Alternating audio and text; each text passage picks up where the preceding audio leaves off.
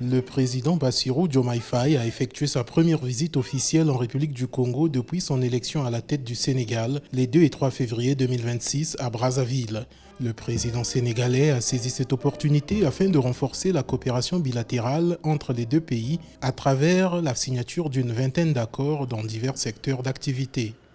Le partenariat bilatéral entre le Sénégal et le Congo est aujourd'hui riche de 20 accords.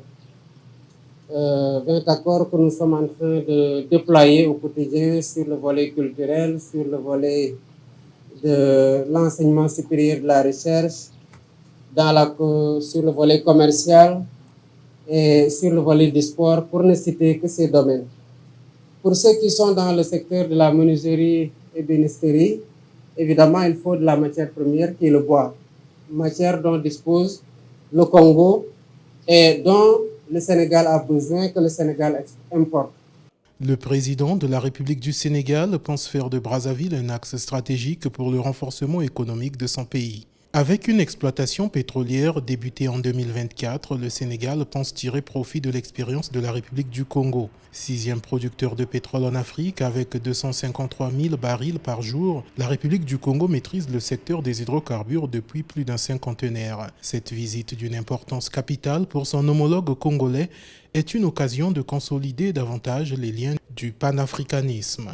Le président ici lance des directives pour réveiller le panafricanisme. Nous avons longuement parlé avec le président. Il faut que les autres générations nous entendent. Nous devons relancer le panafricanisme dans un monde sévère qui est en train de se restructurer, qui est en train de changer sous nos yeux. Il faut que l'Afrique se mette debout et ne perde pas cette autre bataille. Avant de quitter la capitale congolaise, le président Bassirou Diomaye Faye a visité le mémorial Pierre Savorgnan de Brazza, lieu historique où sont conservés les restes de l'explorateur français, mais aussi où l'on peut apprendre du rôle joué par le sergent Malamine Camara d'origine sénégalaise et défenseur du poste de Mfoa devenu plus tard Brazzaville. Les chiffres actuels du commerce entre le Congo et le Sénégal restent modestes.